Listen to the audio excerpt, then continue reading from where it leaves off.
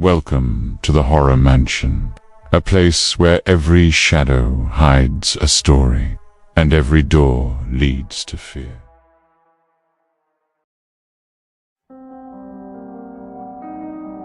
There are places in this world, places where the veil between our reality and the next is thin, dangerously thin, places where history is not just a collection of stories, but a living, breathing wound, a wound that never heals. It festers. It bleeds a dark energy that stains the very soil. We travel to these locations. We seek them out. We lock ourselves down in the epicenters of paranormal activity. We want to understand what lies beyond. But some places hold secrets so dark, so powerful, they should never be disturbed. The story I'm about to tell you is about one such place. A place where a family's American dream turned into an unrelenting nightmare. This is not just another ghost story. This is a case file. A documented account of pure, raw terror. It's a story that has been told and retold for over 200 years. A legend that has terrified generations. It's a haunting so intense, so violent, it's been called America's greatest ghost story. We're talking about a force so malevolent that it didn't just haunt a house. It tormented a family. It attacked them. It spoke to them. It even claimed a life. This is the story of an entity that gave itself a name that is still whispered with fear in the quiet hills of Tennessee. This is the story of the Bell Witch. We've investigated countless locations. We've captured evidence of spirits trapped by tragedy. We've communicated with entities lost between worlds. But the Bell Witch case is different. It stands apart. This isn't about a residual echo of the past. It's about an intelligent, interactive, and overwhelmingly negative force. A force with a clear, sinister agenda.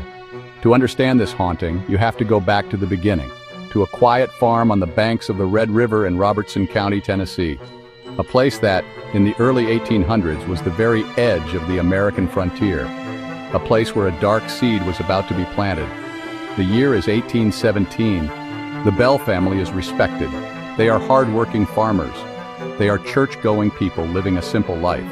They have no idea what is coming for them. They cannot possibly imagine the darkness that is gathering around their home. A darkness that will soon tear their lives apart, piece by piece. They are about to become the victims of a haunting so severe, it would attract the attention of a future United States president.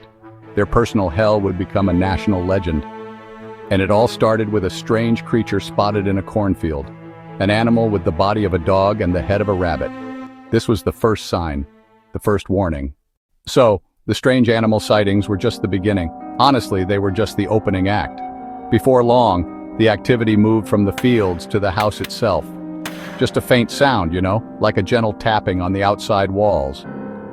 The family would hear it after they'd gone to bed. They'd get up, grab their lanterns, and walk around the house. But yeah, they never found anything. The sounds just wouldn't stop. The knocking would move around the house. It got louder, more demanding. It was a hard, rhythmic pounding, like a sound made by an invisible fist. It felt like that fist wanted to get in. The family would just lie awake in their beds, hearts pounding, listening. But then, the sounds moved inside. A heavy stone being dropped on the wooden floors. Furniture dragged across a room. The sound of rats gnawing at their bedposts. But after a thorough search, there were no rodents. John Bell, a strong man, found himself at a loss. He had no way to fight this unseen intruder. He was powerless to protect his family.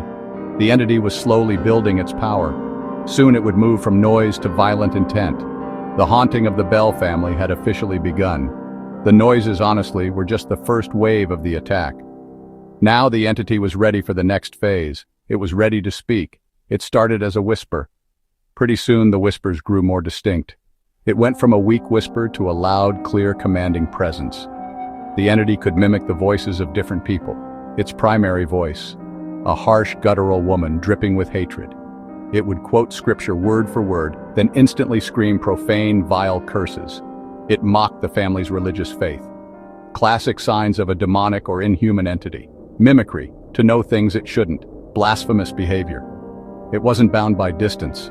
Every haunting, has a focus.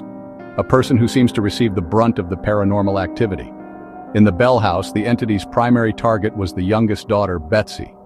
Her torment was relentless and brutal. Suddenly, you feel an invisible hand slap you across the face, Then your hair is pulled with such force that you are lifted from your pillow. You scream, but there is no one there. The entity would pinch her until she was covered in red welts. It would stick her with invisible pins. The family would watch, helpless, as their daughter was physically assaulted by an unseen force. It would often announce exactly what it was about to do to her. The voice would fill the room, declaring, "I'm going to pull her hair now." And then Betsy would scream. Betsy would sometimes fall into strange fits. They tried having Betsy sleep in different rooms. They had her stay with neighbors, but the attacks always followed her. There was just no escape. The Bell Witch had chosen its victim, and it would not let her go. For a long time, the family simply called it the Trouble, but that was about to change. The entity gave them a name. It began calling itself a witch seeking revenge. It claimed the identity of Kate Batts, a neighbor of the Bells. John Bell and Kate Batts had a disagreement over a land deal. The voice insisted it was Kate's spirit, seeking revenge on John Bell for cheating her. It vowed to torment him and his family until his death. But we must ask, was it really Kate? Inhuman entities deceive? Kate Batts was alive when it began. The entity even spoke, sang at her funeral. The witch did not approve of the match. It would constantly tell Betsy, "You will not marry Joshua Gardner." The entity wasn't just haunting a house. It was trying to control and destroy a family from the inside out. As word of the strange events spread, many of them were skeptics. They came to the house with the intention of exposing the fraud. One famous account involves a man who came to the house with a pistol. The voice spoke from the chimney. "I will give you a taste of what you are looking for." An unseen force grabbed him. He ran screaming from the house, terrified and humbled. Another story tells of a man who decided to spend the night. It recounted, in perfect detail, everything the man had done. It repeated private conversations he had. His skepticism vanished, replaced by pure, cold fear. The testimony didn't just come from the Bell family. It came from dozens of outside witnesses. Skeptics who entered the home left as believers. The haunting had now entered its most violent phase. It had gained enough strength to physically manifest its rage. The children would be sitting by the fire only to have their hair violently pulled, suddenly get slapped across the face. The entity would yank the covers off their bed. It would throw their shoes into the fireplace. Betsy Bell remained the primary target. The entity would pinch her relentlessly. It would stick her with invisible pins. The family could only watch as their father was slowly and cruelly being killed by an invisible monster. While Betsy endured the most frequent physical attacks, the entity reserved a special kind of torment for John Bell. It started with this weird feeling of stiffness in his jaw. His tongue would feel thick and swollen. John would experience violent facial convulsions. "I'm going to get you, old Jack." He would be struck down by an unseen force. The Bell Witch would often cackle with glee during these attacks, its disembodied voice mocking John in his agony. The witch seemed determined to strip him of his strength and his dignity. The physical pain was immense, but the psychological toll was even greater. The witch was relentless. If John tried to rest, the entity would pull his pillow from under his head. It told him and the family repeatedly that it would not stop until he was dead. The Bell Witch was not shy about its intentions. Its sworn vow was the complete and utter destruction of John Bell. "I am determined to haunt and torment old Jack Bell as long as he lives." The witch. Noah Vo. The witch would state this promise over and over again. This wasn't just a threat, it was a declaration of war. It took a sadistic pleasure in the slow burn of its torment. By attacking his health, it took away his strength. By tormenting his daughter, it attacked his role as a protector. By mocking his religion, it attacked his soul.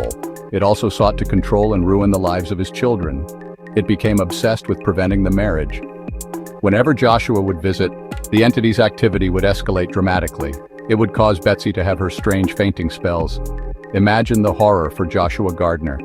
But the constant terror and the strain it put on Betsy began to take its toll on their love. Ultimately, the Bell Witch won. In 1821, a heartbroken Betsy Bell broke off her engagement.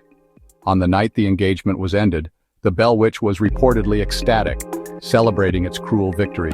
For over a year, he tried to keep the haunting a secret. The family suffered in silence. Finally, he confided in his closest friend and neighbor, James Johnson. James Johnson agreed to spend the night. He heard the slaps. He heard the girls' cries of pain. There was no doubt. The haunting was real. The tales captured the attention of one of the most famous men in American history, General Andrew Jackson. He assembled a group of men and set off to expose what he believed was just a country hoax. As Jackson and his men approached the Bell property, their wagon suddenly stopped dead. Jackson reportedly threw up his hands and exclaimed, "By the eternal boys, it must be the Bell Witch." A sharp, metallic voice cried out, "I will see you again tonight." His witch tamer began to taunt the entity. Suddenly, the witch tamer screamed. He claimed he was being stuck with pins and beaten. The man was thrown about the room and fled into the night. The rest of Jackson's men were paralyzed with fear. The witch pulled their covers, slapped their faces, and filled the air with horrifying screams and threats. By morning, the brave general had had enough. Jackson was later quoted as saying, "I would rather fight the entire British army than have to deal with the Bell Witch." The Bell Witch had proven its supremacy. All the family could do now was wait for the death of John Bell. The final act of this dark tragedy was about to begin. The year is 1820.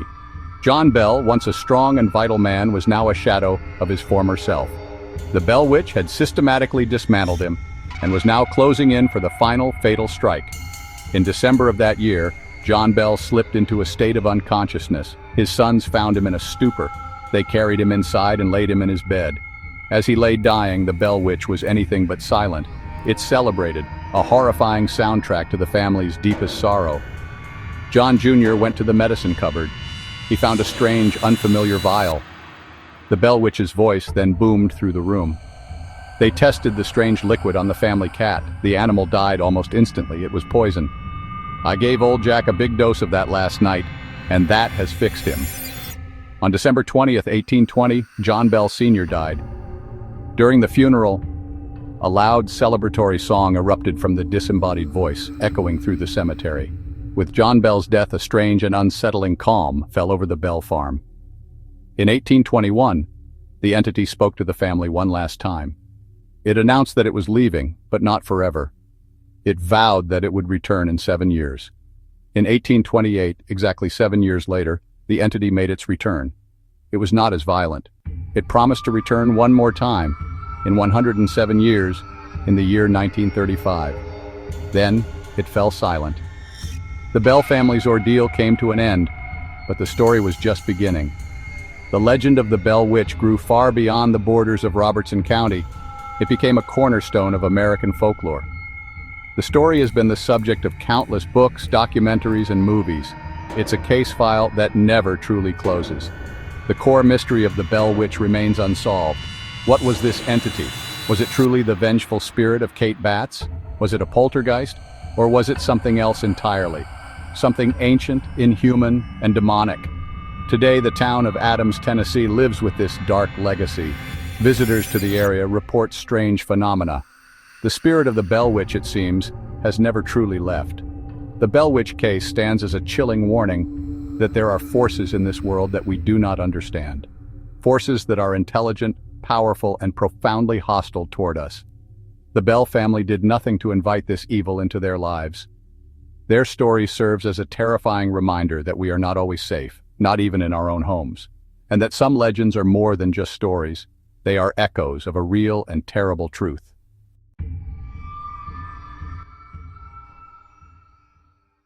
Thanks so much for watching. If you enjoyed this video, don't forget to hit that like button, subscribe for more, and share it with your friends.